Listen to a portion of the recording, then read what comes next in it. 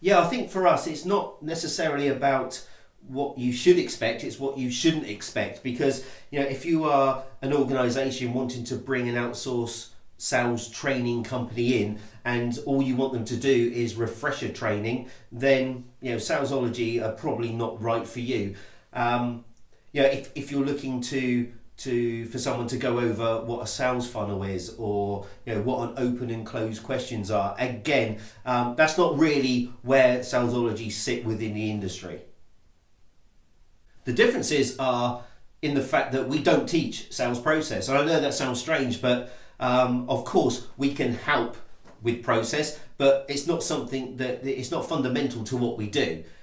And I think the best way to put this is, the process itself, the sales process. I mean, it's been taught, it's been delivered thousands and thousands of times. In fact, within 1 minute, you can go on the internet, you can see a diagram of how the sales process works. So that's not really our thing.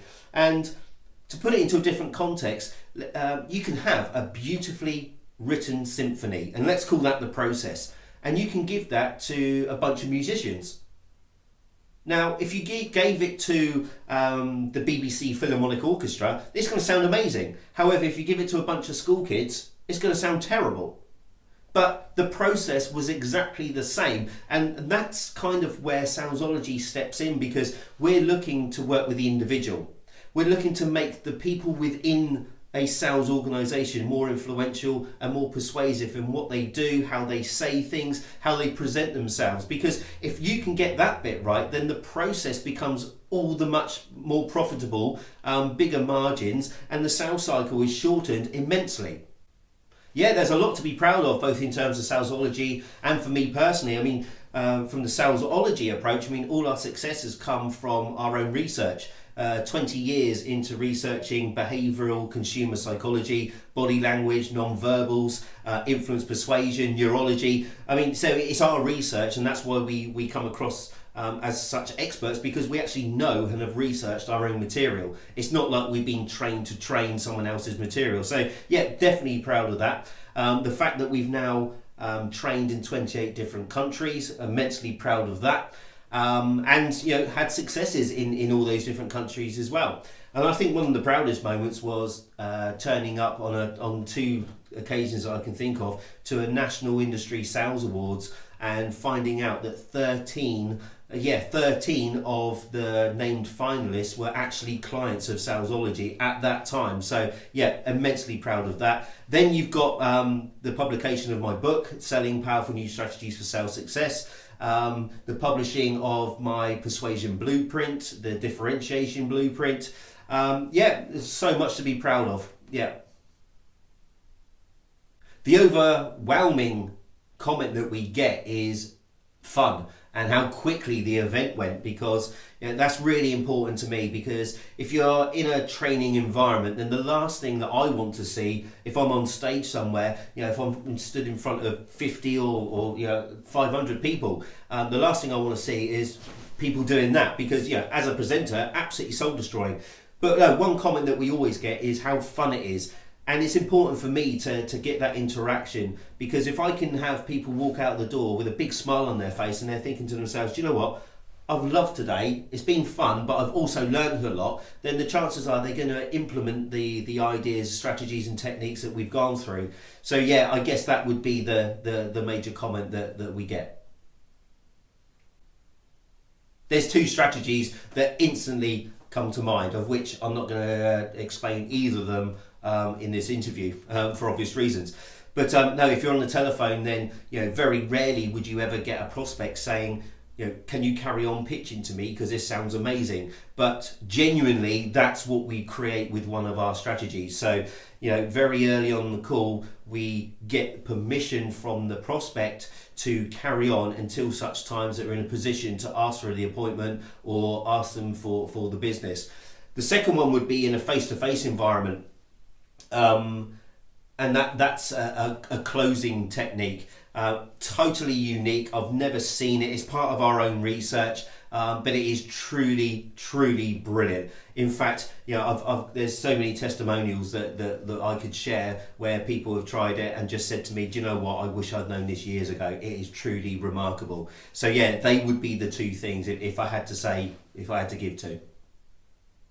How I see it at the moment is that sales in general is in a transition because we've now got prospects that are so knowledgeable about sales because they're being put in front of sales opportunities all the time, be it on the internet, be it on TV. I mean, the amount of adverts that we get shown, I mean, they're all trying to tempt us to get us to buy, and i.e. for that company to sell something. So yeah, I think we are in a bit of a transition. And for me, for those companies still using the technology or the methodologies of the 70s, 80s and 90s, just rehashed in different language, what they're dealing with now are prospects being professional non-buyers, because those professional non-buyers, the prospects, they know how to say no to you, they know how to get you out the door, and they know how to get you off the phone, because guess what? They're training their people to do exactly what you're employing. Or what other organisations are employing. So yeah, I think we are in a transition where salespeople now are looking for the more scientific approach, because let's face it, over the last 20 years we know more about the human brain than we ever have done. We know how people make decisions and why they say yes and no to things. We understand the psychology of choice. I mean, the list goes on, and what I've tasked myself with in Salesology is, why leave all that 20 years worth of research in academia? Let's bring it out and let's actually present it to people that are at the coalface, that are selling, and so that is our mission and goal. For me personally, what frustrates me about the sales industry right now, or traditional sales training, are the cliches. I can't stick them. For example, people buy from people. How many times have people heard this? People buy from people, as if it was one of the 10 commandments, or whether it was found in the room of Tutankhamun's tomb. It was written on the wall somewhere. It's so easily said, people buy from people, and I heard it at the early start of my career. Every sales manager, every sales director, everyone used to say people buy from people.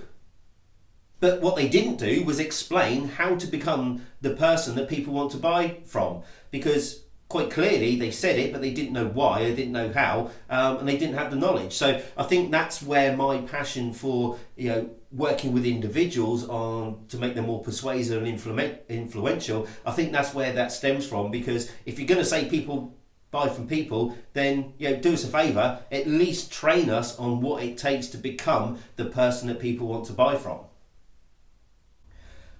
Well, another frustration, again, it's a cliche, and I think I've mentioned it before, which is the sales funnel.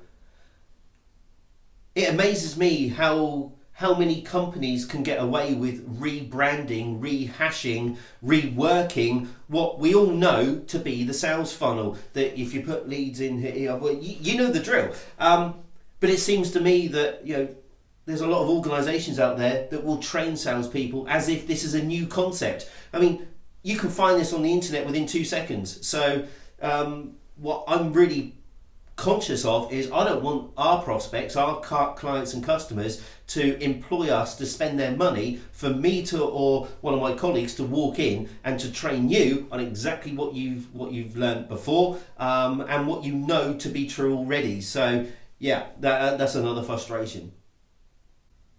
Well, I got into sales the same as many people. It was a case of didn't have a job and fell into it, really.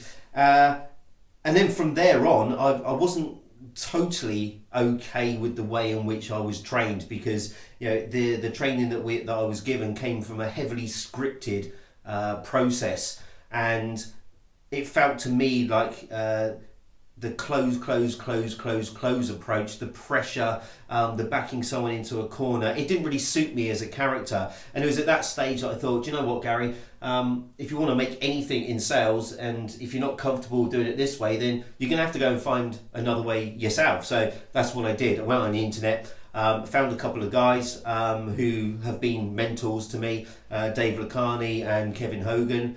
and they both specialise in the science of influence and persuasion, and totally devoured their material, and it's from that that's led on to my research for the last 20 years into the same subject. So the turning point for me was, I'd been taught the final objection close, the assumptive close, the lost sale close. So these were scripted, and I had to learn them. And I was sat in a presentation one day, and I said to the prospect, would you prefer it in red or black?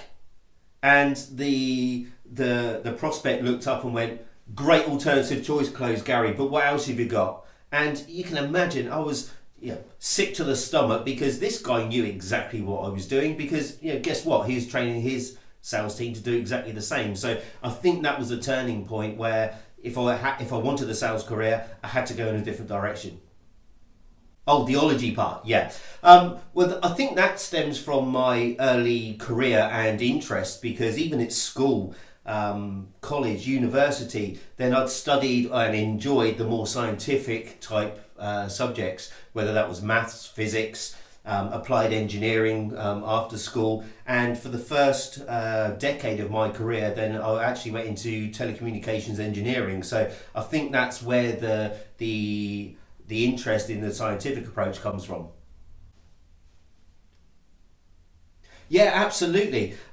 In fact, we would encourage it, because what we would hate to happen is for a company to contract us to do some training, and we not be suitable for them, or they're not suitable for us, because if either one of those exists, then we're not going to get the right result. So by all means, send us the questions, any queries about anything that we do, send them across. We'll do our very best to get back to you as soon as we can, with the right response. So absolutely, that's fine.